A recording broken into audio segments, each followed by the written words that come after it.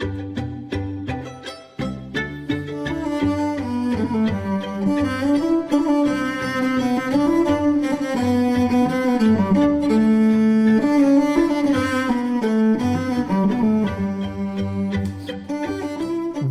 to The Lubber's Hole, a Patrick O'Brien podcast. You're with Ian. And with Mike. And we are reading our way through the Aubrey Maturin canon of Patrick O'Brien. Mike, final few chapters here of HMS Surprise. Would you ever please catch us up with where we got to and give us an idea of where we're headed to this week? Oh, I'd be delighted. Thanks, Ian. Yeah, last week we were in Chapter 9, Part 2. And we remember that was such a great, the Surprise found the China fleet. However, Linois' brig spotted them and signaled the French squadron. So Jack devised a battle plan, disguised 3 Indiamen as men of war, and ran out aggressively to meet the French, who immediately retreated. Now, we went overnight, and the next day the two groups finally joined battle. And Jack had to attack Linois' 74-gun flagship in order to save the Indiamen's line.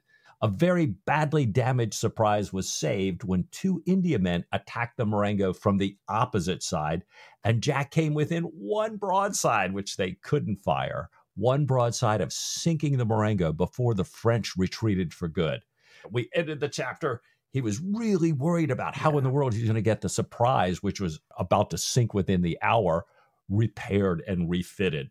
Muffet, the Indiaman's commodore, brought lots of people and some supplies and told Jack not to worry. The East India Company will think the world of you and give you whatever you need once we get to Calcutta. So this time we're in Calcutta.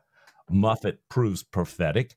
Jack wishes he had a penny for each of the company's good wishes. You know, everybody's wishing him so well. He thought, if I just had a penny for each one, I could marry Sophie. Right. Canning acts like Jack's good friend, despite their past history. And we remember with Diana. Yeah. Stephen visits Diana to get her answer to his marriage proposal, and things take a dramatic turn in the Indian heat. Wow, Mike. Some drama coming in this chapter. I can feel it coming. We are, as you say, we're in Calcutta. Jack is absolutely swimming in the glory and the bonhomie that's dispensed by the East India Company, thanks to his action in saving them from Linois' fleet. The company thinks the world of Jack Aubrey, and they think the world of the Surprise. So there are banquets, there's fireworks being set off. Hardly any of the crew members are sober or single whilst in Calcutta, and we don't find out any of the specifics of any of that, but it seems like this is a good time to be a sailor, and sailors are having a good time. As promised, Jack is being taken care of with all of the naval stores that he might need for his refit of the Surprise. And amidst all of this goodwill, he's surprised to find one particular friendly relationship being struck up again, and that's Canning. Canning is right there. Meets Jack at an event, claims prior acquaintance, despite the history that both Canning and Jack, and by the way, Stephen have, as rivals with Diana. Canning is seated at Jack's right hand at this first dinner, friendly, unreserved, toasting Jack's good health in a very well-turned speech, alluding to Sophie, wishing imminent, lasting, and glorious happiness to Jack and to Sophie. And this really takes Jack aback. I think he was ready to sort of be all puffed up and a male rival to Canning, but the wind, if you'll pardon the metaphor, is taken right out of his sails. He can't help liking Canning, just as he had found when Canning first met him way back in the pages of Post Captain. It even seems that Stephen and Canning get on well together, at least in public. And Jack remembers that, well, maybe Canning's offence to Stephen and also to him had happened a long time ago and in a very different world, in a different context. And maybe Canning didn't even know that back in Post Captain, Canning had been cutting Jack out, as it were, in the affections of Diana Villiers. So that was the scene, the slightly puzzling scene at the social events. And Mike, we pick up the story again aboard the Surprise as Jack is writing home, as he often does. Yeah, exactly. They're tied up right there in Calcutta. Jack's got his injured foot. You know, remember that cannonball had gotten his ankle. So he's got it in a bucket of warm sesame oil. So he's very casually writing home. He's telling Sophie about his sword of honor with the flattering inscription that the company gave him. He said, if kind words were a halfpence, he'd be a nabob, a married nabob. And we remember, Stephen telling us about nabobs a chapter or two ago, a person who returns home from India with a fortune. So, if I could just somehow turn everybody's appreciation into money, oh my gosh, it'd be great. He said that the company, the East India Company, the Farsi merchants, the insurers have all contributed a splendid purse to distribute to the crew. So tons of money, tons of cash coming in for the crew. But in their delicacy, he starts to write. And I think he's going to say, they feel like they can't offer it to me. But he stopped because canning is announced. And Jack pauses. And I think probably pauses thinking about, oh my God, I'm sitting here with my foot in a thing of sesame seed oil. I can't get up. And, but here comes canning. Canning asks after Jack's foot. Remember that he'd had his ankle bashed in by a rolling cannonball, I think, during the action against the Marengo. Canning asks after the foot and also goes on to say, I can't believe you could bring the surprise in, seeing all the damage that's been sustained here. And Canning is very flattering, very charming, knows exactly the questions to ask. He asks Jack to give a description of the battle, and Jack obliges, knowing, of course, that Canning has owned privateers, has actually been to sea himself and seen some action. Jack gives Canning all of the details. He's drawing out the positions of ships in sesame oil on the tabletop there. And Canning is very flattering in his response to this. It was the completest thing. He says he really honors Jack, would have given his right hand to be there. And now it turns to a little bit of sort of self-reflection by Canning. He wishes he were a sailor and wishes he were a great way from land. And we can probably guess why that might be, but let's read on. He looks down-spirited, does Canning, and old.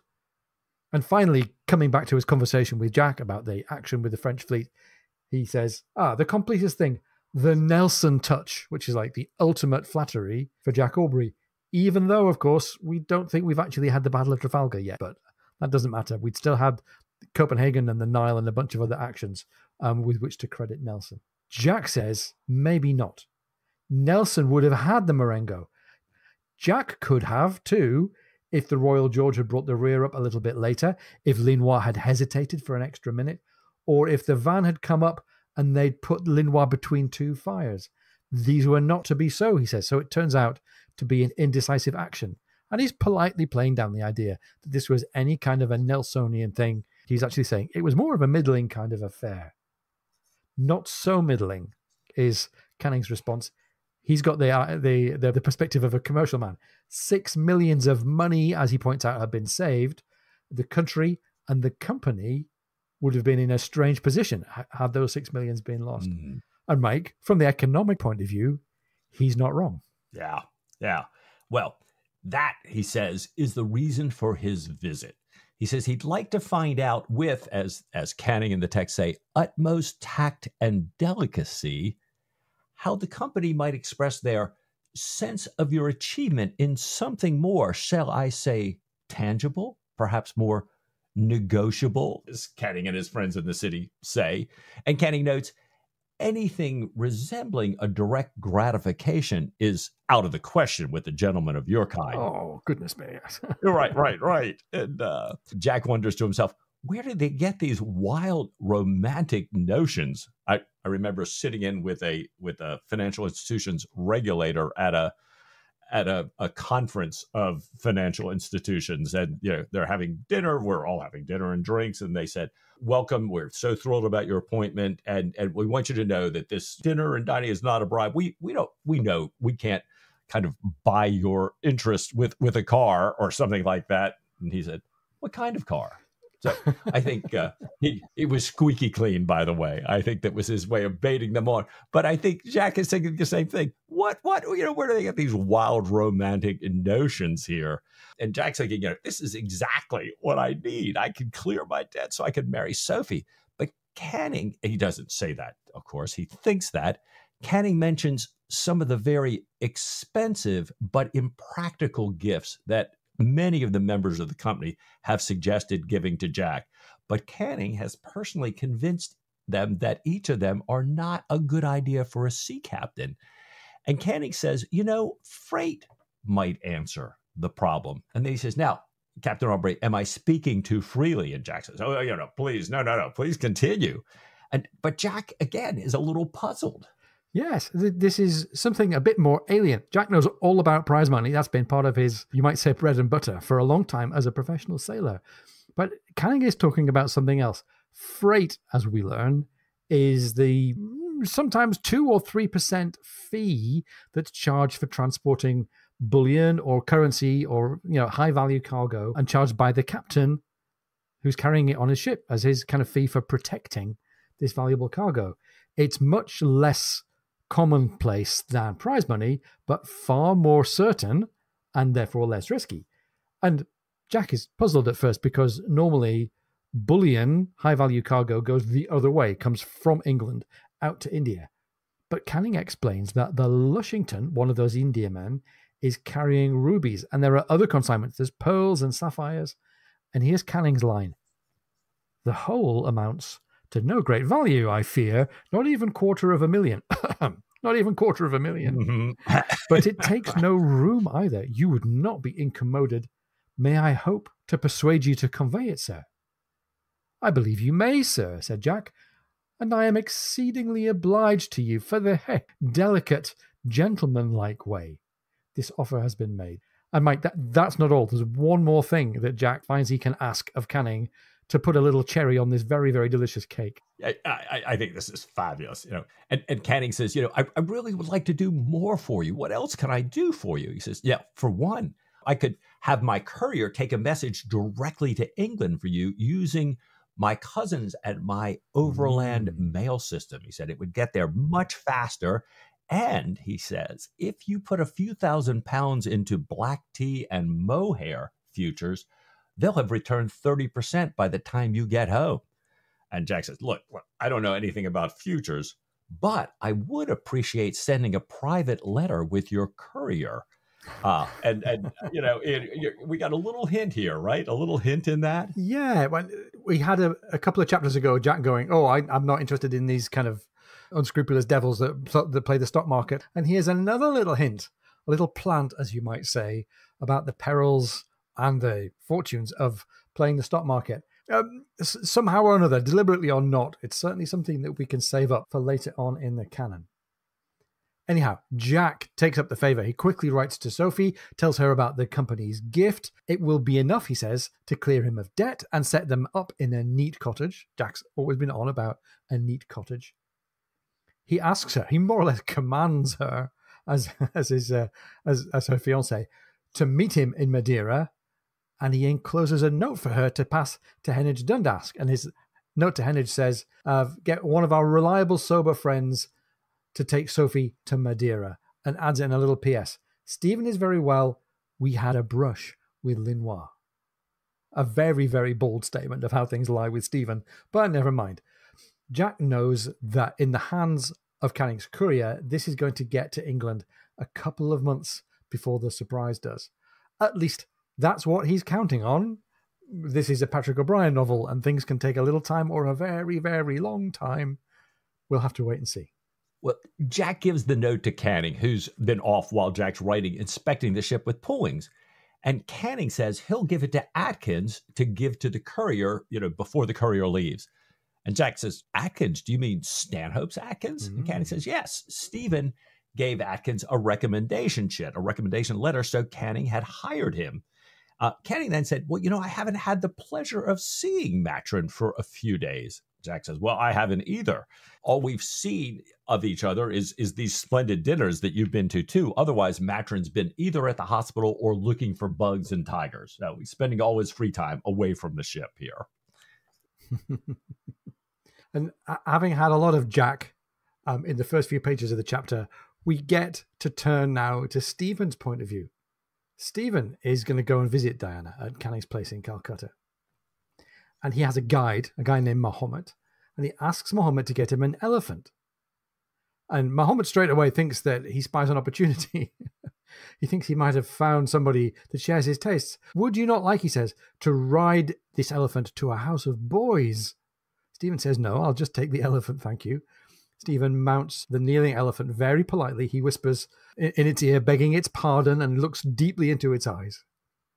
And as they travel through the city, Muhammad gives a little guided tour of the residences of great men, celebrities, as you might say. One person whose home he points to was someone that kings had once trembled at and is now decrepit and blind.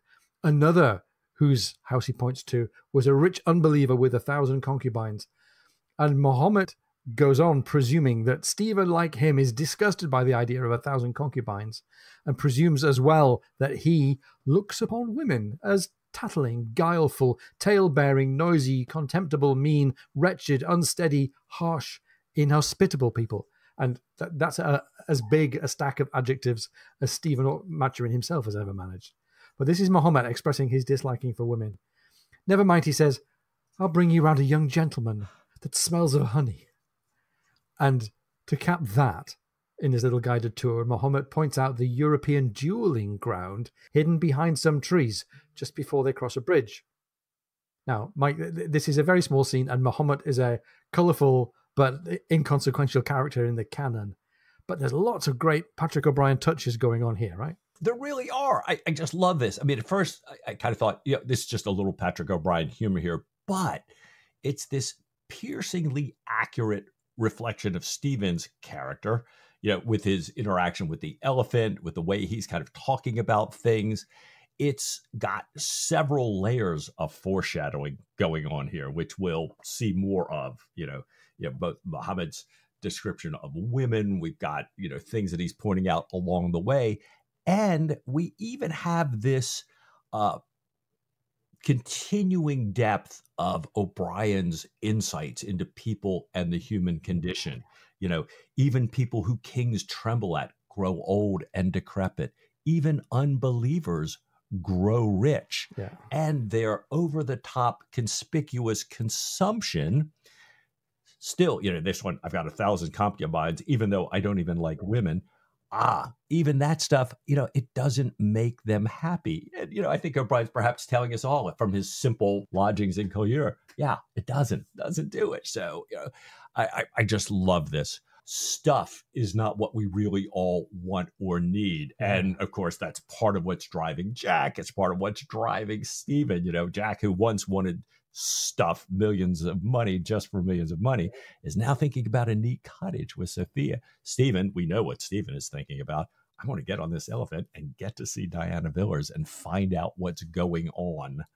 So, Mike, I couldn't agree more. I really like the way Muhammad just kind of sums up a little view of the world and gets us to step back from all of the action here. I also love that we've got a flamboyantly gay character to counterbalance all the kind of testosterone, all the machismo going on between Canning and Jack and Stephen with respect to their pursuit of Diana. He's not a particularly sympathetic gay character, and he's got one slightly odd thing that I've noticed in other gay secondary characters in the canon. He really dislikes women, and I love the way the gay characters are introduced. I of all the gay men I've ever known, none has been really antipathetic towards women in quite this way. I don't know if this is something that O'Brien experienced. I don't know if he thought that it was something that was historic, but it kind of sits a bit oddly with me. Anyhow, this is Muhammad sharing his view of the world to Stephen, even though he misunderstands him. All of this comes before serving up some more of what makes the writing great, just after they cross the bridge into Diana and Canning's very ritzy, posh section of town. And here's the country house. And tell us about Canning's country house here, Mike. Well, they're coming into Alipur. They're passing, as they get up to the country house, all this local and oriental and European over-the-top influences. And then they drive into Canning's driveway, this huge country house. And there are these two tigers chained up on the portico that serves as this kind of, big roofed front entrance. And they're chained from either side, but their chains are so long that they're right there in the middle, kind of, their whiskers are mingling, O'Brien tells us. And yes, even Stephen, our great naturalist, can't tell which one's growl is filling the echoing porch with what he calls this low continuous sound. And I'm thinking to myself here, this low continuous mingling of these two tigers that we're going to come to here. Like O'Brien's setting us up again here. Stephen says, what are the tigers? There's this young infant child, a porter's child, who's awakened, and he turns the winch to pull the tigers apart. And Stephen asks him, what are the tigers' names and ages? And the child replies in O'Brien's words, "Oh, father of the poor, their names are right and wrong. They are of immemorial antiquity, having been in this portico even before I was born. Yet the territory of the one," says Stephen, "overlaps the territory of the other." Oh, Maharaj, my understanding does not reach the word overlap, but no doubt it is so. And I just loved, this setup and listening to Patrick Dahl read it too with his accent. Right? It's just phenomenal. But I just was so taken back with this father of the poor, a title applied to holy man, across the ages, especially St. Vincent de Paul, who happens to be both a Catholic and an Anglican saint, dedicated himself to the poor. Fitting reference to look at Stephen, who we've heard people thought, was a bit of a holy man in Bombay. Right. And given his relationship with Dill. So I love that. Also, Father of the Poor is an invocation in the Pentecost sequence of the Catholic liturgy, meaning another name for the Holy Spirit. We call upon the Father of the Poor. So it's like, okay, this thing is really, I'm getting these little goosebumps listening to this. And with this whole thing of wait, right and wrong are the tigers that are so intermingled with this low continuous sound, and I don't know which one it's coming from. Is that voice in my ear right, or is that voice in my ear wrong? Which little devil is sitting on my shoulder at the moment? I think, O'Brien, my gosh, you have set us up. I can't wait to hear what happens now here. There is no clear gap between right and wrong, as you might say. I love it. Right. And this is by no means the last reference in this chapter and the next one to Catholicism. And we've talked before about how that's Stephen's faith, and a lot of his thinking process is kind of conditioned by his Catholic upbringing and his Catholic liturgy and stuff. But also, why would it be coming from the mouth of a young kid in Calcutta? And I don't know. It occurs to me that the Portuguese were colonizers in India. I don't know about in Calcutta, but certainly on the west coast. The Portuguese were colonizers in India way before the British were. And maybe this phrase, father of the poor, is a bit of a hangover. And maybe this kid has had passed down to them that we should use Catholic kind of honorific statements for any white people, for any Europeans. And it just so happens that they've hit the jackpot because Stephen is indeed a Catholic. And like you, Mike, the whole way that the Urdu is kind of presumed to be translated into this very formal English for us reminds me a lot of Dill in a very, very poignant little moment here. Tigers, there's another bit of animal personification here. This takes us back to the praying mantis in Master and Commander. A whole other bunch of moments in the canon where animals are there to represent something besides just their animalness. It's really great. Anyhow, we haven't met the tigers before. Somebody that we have met before is Lady Forbes. This is the lady who is the companion for Diana. She sees Stephen coming toward the house. And of course, we know from before that Lady Forbes' thing is that she speaks aloud what she has going on, what she thinks is her silent monologue. But in fact, we can hear it. She thinks out loud then about Stephen as the Sawbones Romeo, which is, I think that's probably also Stephen's Twitter handle, but we'll have to check that out. And she sees him as somebody who has a bit of an air, but she doesn't trust half-castes. And it's funny that the half-caste thing is a sort of multiple-edged fling at Stephen.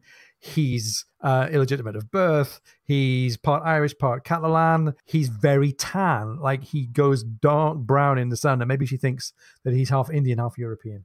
Anyhow, it's a fling. It's a pejorative remark about him. Meanwhile, she says aloud what she's been noticing in the household lately. They have been at it hammer and tongs and thrown in the bloody coal scuttle too, which I think is a reference to Canning and Diana fighting, and she's been a witness to this. And Lady Forbes goes on to say that Diana would have reduced her to tears if she had had any left to shed. And maybe this is a little signal of some empathy. Lady Forbes is a very unempathetic character all the way through this story. But maybe this is her expressing some empathy for Diana, or for Diana's treatment of her. I don't know. It would be nice to imagine a little shred of empathy given what else we know is going on in this household right now. Lady Forbes offers Stephen tea and says she'll go and help Mrs. Villiers with her gown, and speaks aloud her inner thought. She will be lying there, stark naked, sweating under the punkah. I dare say you'd like to go and help her yourself, young fellow, for all your compasse airs. Don't tell me you have no... I am a coarse old woman, and to think I was once a girl, alas, alas. So there's a little bit of erotic tension here for Stephen, and I wonder how he's going to keep his cool. Let's find out. Yeah. So Diana comes down in gown and is so glad to see him. And she wonders, did you get my note? So I guess it's been a while that Stephen hasn't called on her, and she expected him. Well, she calls a servant to put his elephant in the shade. She said, when she thought the elephant was carrying what she calls that boar Johnstone, a rich American who's surprisingly civilized, as Diana says, despite what you might hear about Americans. But embarrassingly, that's the hammer and the tongs. Yeah. Johnson is also the source of what she calls these perpetual goddamn scenes. And I'm thinking, okay, this is what Lady Forbes was talking about with Canning and Diana. But Diana says everyone is furious in this weather. And we keep getting this repeated, it's so hot, tempers are running high and everything throughout this buildup in the chapter here. And she asks Stephen why you've come on an elephant and in a bloom-colored coat. That's a very good question. And as he starts to frame his answer, Stephen realizes that Lady Forbes spoke the truth. Diana is indeed naked under the gown, and he turns his head to look out of the window to clear his mind. And I love that moment. He's going, I can't be distracted by, the flesh. He tells her that as he's been looking in the mirror each day, he's seen the look of anxiety and dread growing on himself ever since they headed for Calcutta. And also heading for Diana's answer to his proposal, but that's what we're coming to. He expresses the hope that the elephant might have helped him to look confident, to look splendid, cheerful and alert, since, and here he has to remind her, that the last time they talked, he had begged her to do him the honour of marrying him. So here we go. Collective intake of breath, collective swallowing on behalf of Stephen Maturin. Mike, this is a little bit of a cliffhanger moment. Shall we take this cliffhanger moment and use it as an excuse for a short break? I think we have to, Ian.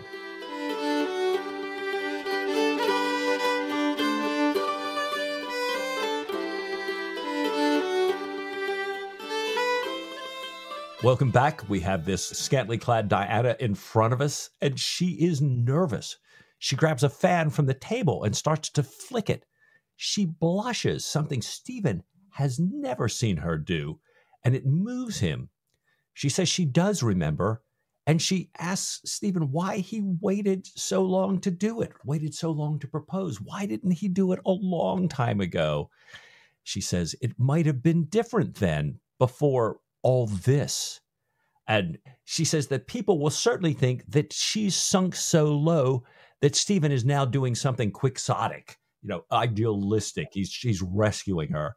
And she says, if I weren't so fond of you, and she says, you are a friend I love. And I'm thinking, oh, no, the friend zone. The friend zone. Yeah. She might even see this as an affront, something that no spirited woman would put up with. Like, you think I need rescuing here. And she says she has not degraded herself. So, and she's trying to say, she's not degraded herself, but her chin starts to pucker. You can tell she's trying to hold back her emotions. And then she continues, I have not come to, and again, she can't say it. And her tears start to flow, in spite of her pride, O'Brien tells us. She puts her head on Stephen's shoulder and cries, saying that, he really doesn't want to marry her. Long ago, he had told her the hunter doesn't really want the fox. And I looked through the text. I'm sure O'Brien has got this here because this is setting it up, but we haven't seen it. No, indeed. We've had loads of other hunting-related metaphorical conversations between Diana and Stephen and other people. We had the famous Dryden quote about the chase having a beast in view, but I don't think Stephen has ever said or given her to believe that he's not interested in chasing her. And like you, Mike, I think this is a characterization of Diana and her state at the minute. She's misremembering or serving up this recollection to bolster her narrative, maybe for his good, but probably for her own good, to justify her explanation that she doesn't think he really wants her, and therefore she doesn't want to accept the proposal because she really, really, really wants to be really, really, really wanted.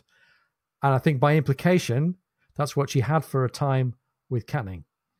And by implication, that might be what she's getting from Johnstone, is the real deal when it comes to pursuit and being wanted. I think it's a completely false perception on her part, a false rationalization on her part of what Stephen's true feelings are, but it's the reasoning that she builds for herself as she kind of lets him down and puts him in the zone here. Just as we are in this really, really tender moment of angst and misunderstanding between Stephen and Diana, the whole atmosphere is blown apart as Canning comes in, sees the two of them together and cries, "What the devil are you about, sir?" "What is that to you, sir?" said Stephen, turning sharp upon him. "Mrs. Villiers is under my protection," said Canning. He was pale with fury.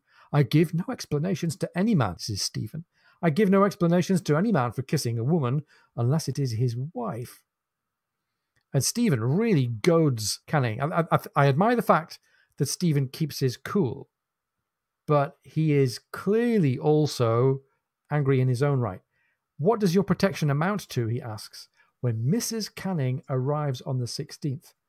And Diana turns to Canning and says, "Is this true?"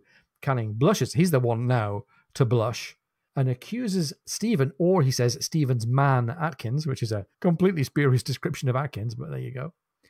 He accuses either Stephen or Atkins of having tampered with his papers. He steps forward in his passion and gives Stephen a clip, what O'Brien in the text calls a furious, open-handed blow. Instantly, this is back into the text now, instantly Diana thrust a table between them and pushed Canning back, crying out, "Pay no attention, Stephen. He does not mean it. It's the heat. He's drunk. He will apologize. Leave the house at once, Canning. What do you mean by this low, vulgar brawling? Are you a groom, a potboy? You are ridiculous." And I love Stephen's kind of composure, bringing himself back into some semblance of kind of calm here. He's pale, apart from the red handprint from Canning across his face. He holds his hands behind his back. And Canning is absolutely not in control. He, to coin a phrase, loses his you-know-what here. He grabs a chair, smashes it to pieces before running out. And Diana is still trying to convince Stephen to hold back. She got no qualms about holding Canning back, but she wants to hold back Stephen. "Do not fight him. He will apologize. He will certainly apologize. Oh, do not fight him. Promise me, he will apologize." And Stephen is very cool. "Perhaps he will, my dear. He's in a sad way entirely, poor fellow." And Stephen opens the window. "I believe I will go out this way, if I may. I do not altogether trust your tigers."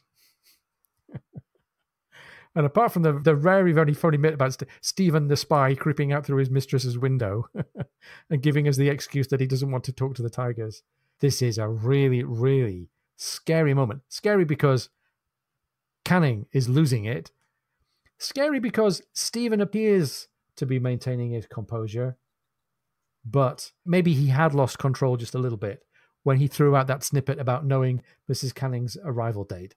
And Mike, maybe the problem with being in intelligence and the problem with having secrets in your mind and in your heart is that having access to the secrets is a burden that can harm you. Yeah. And a burden you can use to torture somebody else with. Yeah. If you're... And I think he succumbed to that temptation. Yeah. And I couldn't help but thinking, yeah, I don't want to go past the right and wrong tigers because it might remind me that I just did that. When he was telling Jack about Diana in Bombay and thinking, okay, I can't have Jack going to see her. So he's like, and Sophie knows. And he's like, oh gosh, I can't believe I gave into that. I can't help but think that he's having a little bit of that moment as well with these tigers here. But I think at this point, I'm wondering, what's going on in Stephen's mind, what's going on with Canning, what's going on with Diana. But we learn very quickly what's going on with Stephen's mind. Yeah. He goes back on the ship because it's moored, right there close by, and he calls on Captain Etheridge, the Marine captain, and asks if he'll do him a service. And Etheridge says he's delighted. And Stephen says, I'd like you to call on Mr. Canning and desire him to give me satisfaction for a blow. And Etheridge's happy face now turns to profoundly concerned. He says, I presume there's no apologizing for a blow. And then he says, but he's remembering that Canning is Jewish. And he says, well doctor, he's Jewish. You don't have to risk your life for a Jew. He said, why don't I just send a file of Marines to beat him and humiliate him? And Stephen says, well, I see things a little bit differently. He tells him he's very devoted to Mary, the mother of Jesus, who was a Jew. And if he's devoted to Mary, who's a Jew, he can't put her race above his own. So, and he says that I feel for Canning and I will fight him with the best will in the world.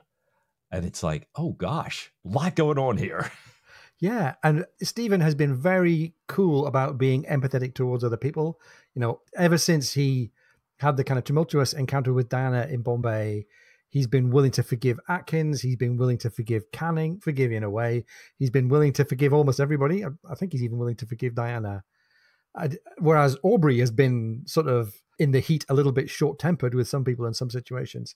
Stephen has been very cool and very understanding, very enlightened, you might say. But that enlightenment also leads him to think, I'm going to fight this guy because that's what he's kind of drawn from me, and it's what we have to do here. Etheridge thinks that this is too much honor to Canning, not really in keeping with his code as a gentlemanly figure. Fighting a commercial fellow, he says, is like being forced into an unequal match, like having to marry a maidservant because you've got her with child. Not entirely sure about the equivalence there, but never mind. I'll have to put on my regimentals, he says. He's going to put on his full uniform. I wouldn't do it for anyone but Dr. Maturin. And before he goes, he says, hold on a second, another ridiculous suggestion. How about fighting somebody else? Somebody who saw the blow. And in this guy's world, that makes perfect sense as an ally of Stephen Maturin. Where Stephen just very composedly says, I'm not quite sure that would have the same effect. And Etheridge kind of stomps off, doesn't listen to reason, obstinate, pig-headed.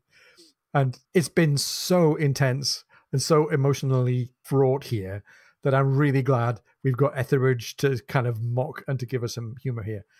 By the way, and this is going to come up, I think, in our show in a few weeks' time, Etheridge is right out of the Jane Austen playbook of people who care a lot about rank and gentlemanly conduct.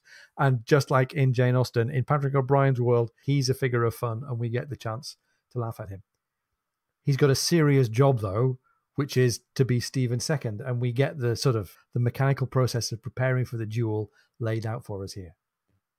Etheridge comes back to the ship. He's arranged the duel for pistols at dawn and told Stephen. And Stephen then walks into the cabin. And he tells Jack, we haven't played a note for weeks. Why don't we play some music tonight? And Jack is so glad to see him. He tells him all about the freight payment that's going to clear him the debt. Stephen says he's amazed, he's delighted, gives Jack joy with all his heart. And Jack asks if Stephen wants to play anything particular. Stephen says, the Boccherini, C major, perhaps? Why, that is the strangest thing, says Jack. The Adagio has been running through my head this last hour and more. Yet I ain't in the least melancholy. Far from it. Ha, ha, ha. He rosined his bow and said, Stephen, I took your advice. I've written to Sophie, asking her to come out to Madeira. Canning sends it overland. And let's just pause here. We're going to talk about Boccherini C major in a second, but it is a lovely moment. We know already that Jack and Stephen use music to express, as individuals and as a pair of friends, what's on their minds and in their hearts.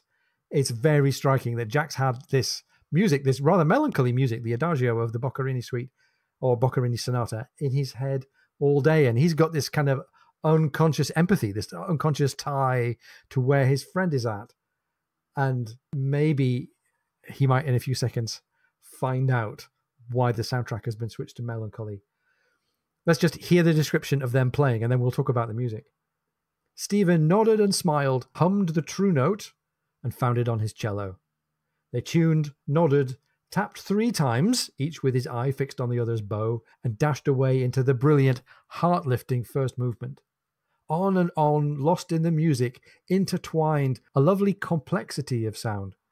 On through the near desperation of the Adagio, on and on with such fire and attack, to the very height and the majestic, triumphant close. Lord Stephen, said Jack, leaning back and laying his fiddle carefully down, we have never played so well. It is a noble piece. I think that's Stephen speaking. It is a noble piece. I revere that man. And it's a lovely moment. In previous conversations about Boccherini, about which Boccherini and where, and D major or D minor or C major, and does he really mean Bach? I think in other conversations I have convinced myself, rightly or wrongly, that this might in real life be the Boccherini sonata for violin and cello in D major. And that's partly because, well, D major and C major are pretty close to each other on the piano keyboard, partly because there's not obviously a C major piece of the right instrumentation by Boccherini. And if you listen to the D major sonata, it's got a couple of movements in it that fit really well here. First of all, let's listen to a few seconds of the slow movement, which O'Brien describes here as the Adagio.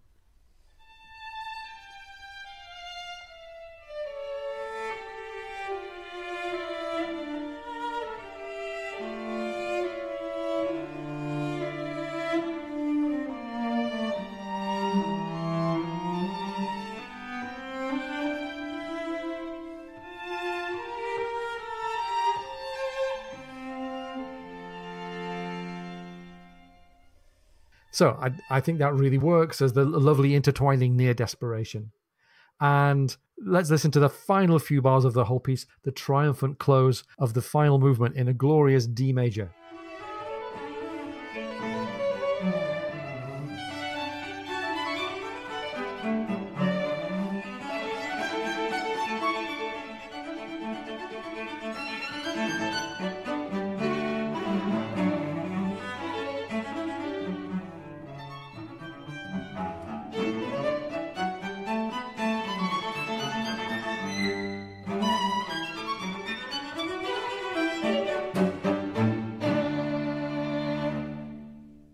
I'm like, it's a great piece. It's a beautiful piece. By the way, it's not easy, especially for the cello. Boccherini was famous for writing tricky parts for the cello, as I know very well. And later in the canon, we're going to hear that Stephen regards himself as a bit of a tyro and Jack as a real virtuoso.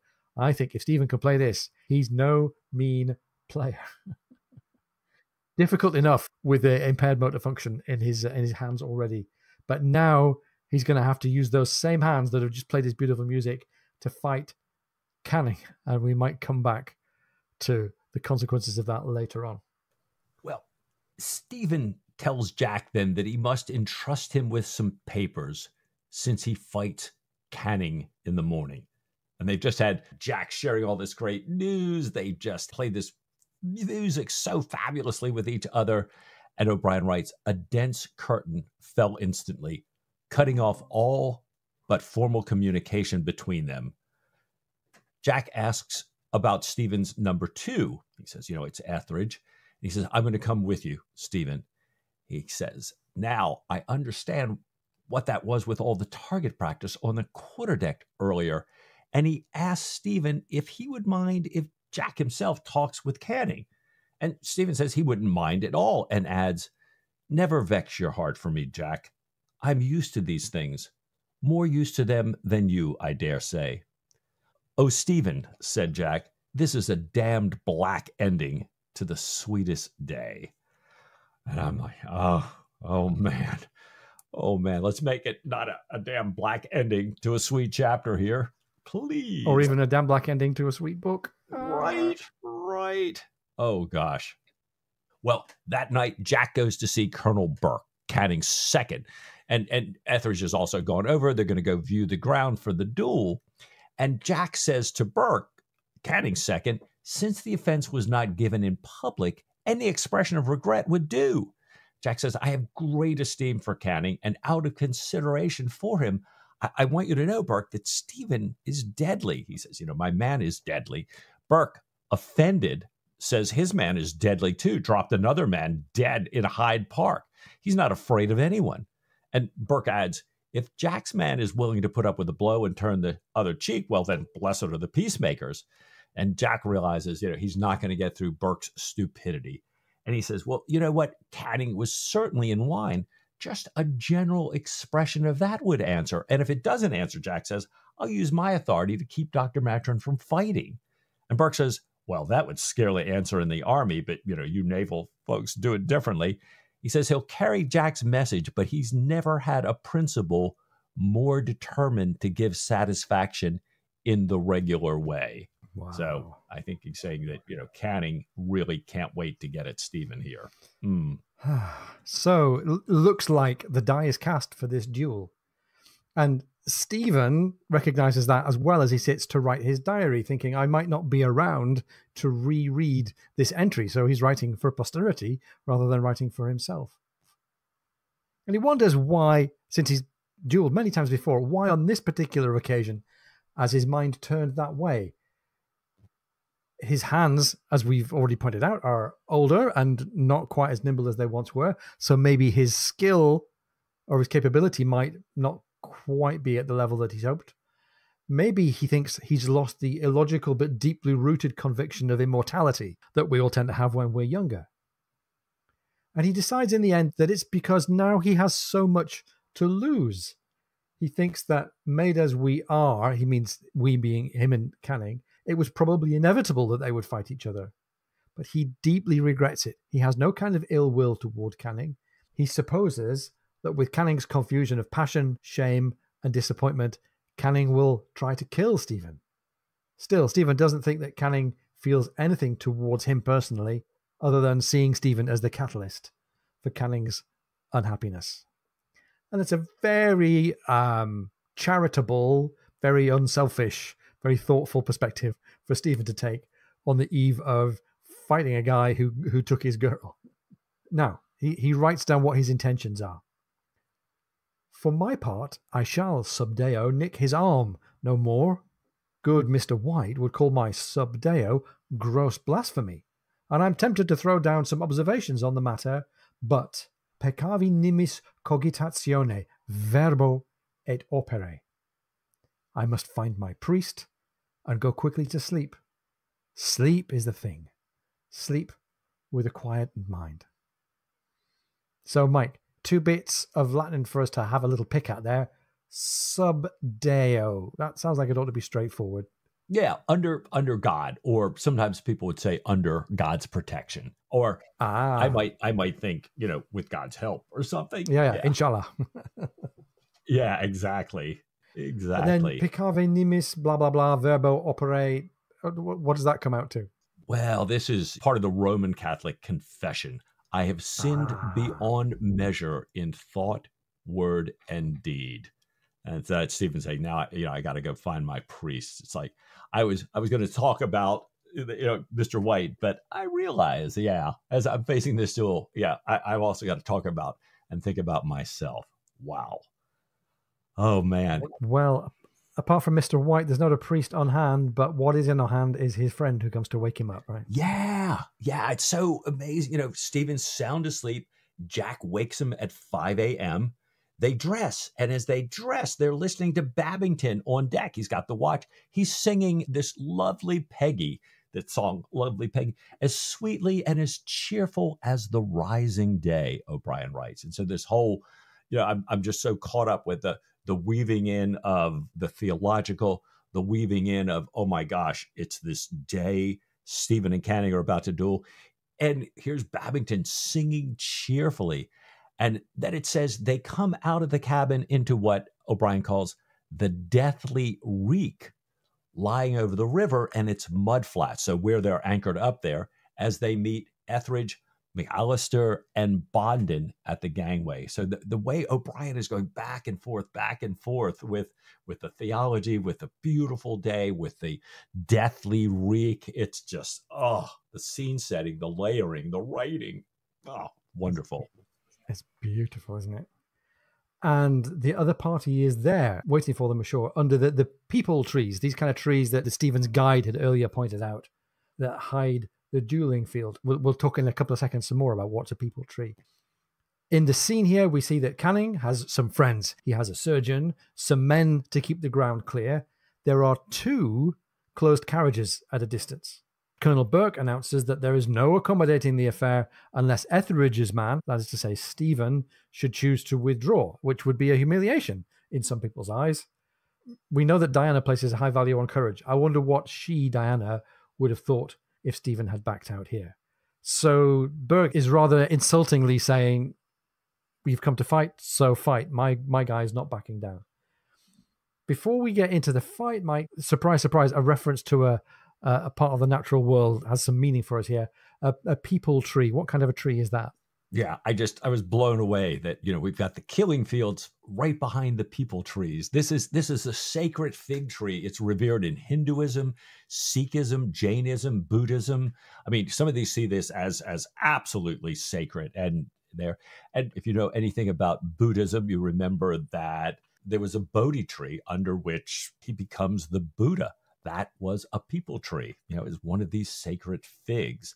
So, again, O'Brien continues to weave these religious themes and symbols and references throughout the book. We remember this a lot in Bombay and throughout this entire duel sequence here, as we'll hear as he goes on. Canning is wearing a black coat, and he stops and buttons it high over his neckcloth. And O'Brien tells us he's composed, gray, withdrawn. His face is lined, old, and colorless. And I can think, everything with Diana, her callers, the fights they've been having, his wife coming in. I'm sure it's taking a lot out of him right now. And as Stephen has said, he's kind of he in turn is taking it out on Stephen, seeing him as kind of the catalyst for this pain. Stephen, in turn, as Canning's buttoning up his black coat, is taking off his coat and his shirt and folding them up. And Jack whispers, Stephen, what are you doing? And Stephen says, I always fight in my breeches. Cloth carried into a wound makes sad work, my dear. So here's Stephen, wow. Now, I think we've had that somewhere else in the canon. I think it actually comes after HMS Surprise. But it's also a point that's going to come up in the Master and Commander movie, and I think it's also going to come up in the next chapter, but we will see. The pistols, then, are inspected and handed out. And a little moment, Mike, that had completely escaped me on multiple previous readings, and you spotted this. A third closed carriage pulls up. And who do we think this could be? Well, I'm thinking, oh my gosh, this has got to be Diana. They're just about to fight, and this carriage pulls up at the last minute. Got to be Diana to see what's going on. Oh, awesome. So maybe, probably, definitely, likely, Diana is witnessing what happens next. Stephen, with a gun in his hand, has an expression on his face that turns to extreme coldness. We've known this about Stephen before. When he gets into fighting zone, he is completely cold. He fixes what the text calls his impersonal lethal intensity on Canning. Canning has his right foot forward with his body in profile towards Stephen, which is going to make him a harder target. All the men, says O'Brien, stood motionless, silent, concentrated, as though upon the execution of a sacrament. And again, Mike, a bit of Catholic liturgy kind of mentioned here. Burke says, gentlemen, fire upon the signal. Up comes Canning's arm, and Stephen sees a flash. He loosens his grip on the trigger. Immediately, Stephen feels an enormous impact on his side and across his breast. He staggers, shifts his pistol to his left hand, remembering, by the way, that both of his hands have had kind of indifferent strength, and maybe actually shifting to his left hand, he might have some strength there, especially as a cellist. Anyhow, Stephen changes his stance, and as the smoke drifts away, he sees Canning, his head high, thrown back with that Roman emperor air. Stephen's barrel came true, wavered a trifle, and then steadied. His mouth tightened, and he fired. And, Mike, keen readers want to know what's become of the bullet. Right. Canning goes straight down, but gets back up to his knees, calls for his second pistol, and then falls again. And meanwhile, Stephen's friends have run over to him to ask if he's all right. He nods, still as cold and hard as ever, and asks Malister for some lint to mop up his wound. His mate checks Stephen over, and he says, struck the third rib, cracked it, deviated across the sternum. The ball is awkwardly lodged, meant to kill you, the dog. Stephen, however, is watching the far group, Canning's group, and the text says, his heart sank. The wicked reptilian look faded, giving way to one of hopeless sadness. That dark flow of blood under the feet of the men gathered round Canning could only mean one thing. He, meaning Stephen, had missed his aim. Wow. So, we get a little byplay here between Stephen and McAllister. McAllister's bandaging Stephen, follows the glance, sees also for himself the dark blood, and nods, saying, subclavian, or the aorta itself. That is to say, Stephen's ball has nicked an artery, a major artery. McAllister pins Stephen's bandage and goes to talk to the surgeon that's taking care of Canning. And here's what we see. He came back and nodded gravely. Dead? Said Etheridge, and looked hesitantly at Stephen, wondering whether to congratulate him. The look of utter dejection kept him silent. While Bondon drew the charge from the second pistol and ranged them both in their cases, Etheridge walked over to Burke. They exchanged a few words, saluted formally, and parted. People were already moving about the Maidan. The eastern sky showed red. Jack said, we must get him aboard at once. Bondon, hail the carriage. End of chapter 10. So, Canning's dead. Stephen's desolate. Stephen's also wounded. We don't know how severely, but he's clearly had a ball hit him somewhere about the chest. By the way, Mike, I hadn't really had in my mind that Jack was present in the duel scene, except for the fact that he comes in right at the end there and says, let's get him aboard straight away. I think it's a sign of just how intensely into Stephen's first person we were, that I wasn't very aware of anybody apart from Etheridge being with him. But it's really great writing. It's really O'Brien on the top of his game, right? Oh, it is. I mean, I just so often in my early days, especially, I would tell people, you might want to start with this book. And I think throughout we've had this top of his game. And even this chapter, it starts so well. Jack and the Surprises are heroes. They're well received in Calcutta. It's going especially well for the crew. They're wined and dined, and they've got constant companions and this big purse of money. And Jack wishing that there was just a little bit more than just food and wine and ceremonial swords for him and these well wishes. But Canning brings it to him. That freight enables Jack to clear his debt, to have the money to support Sophie.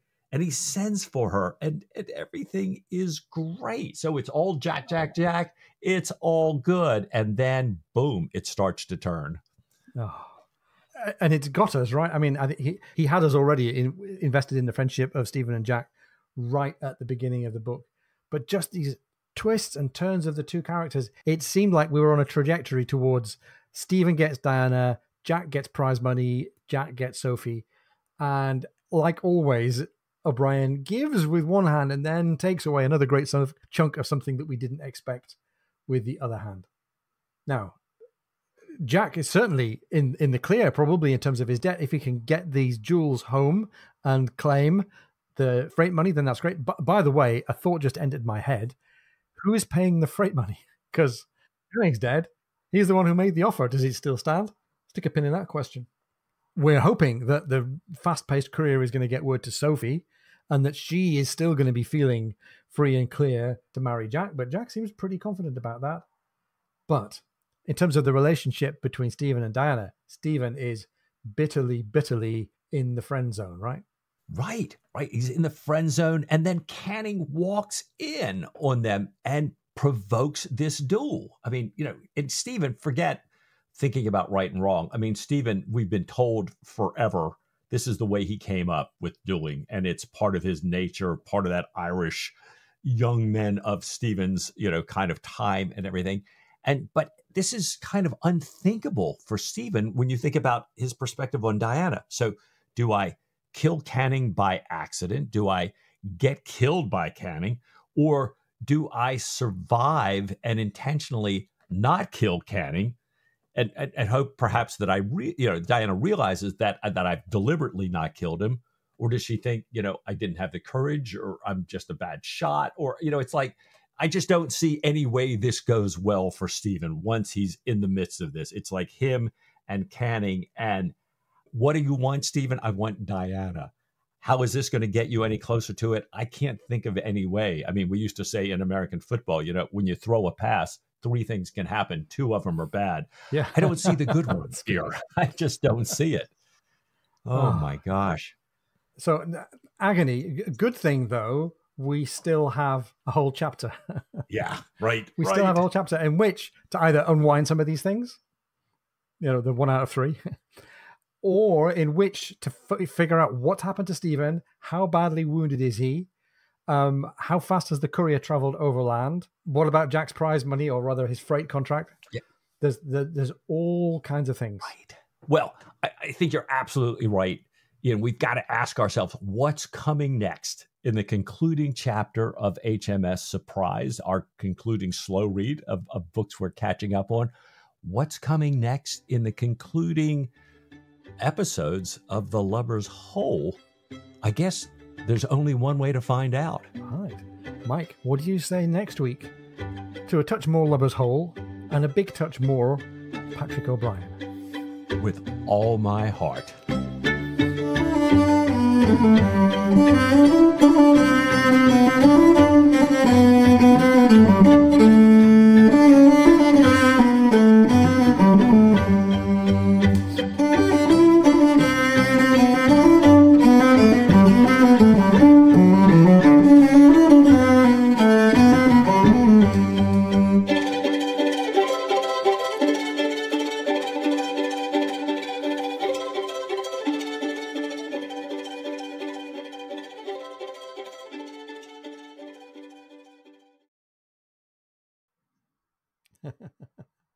Canning, right, sorry, I was lost for a minute.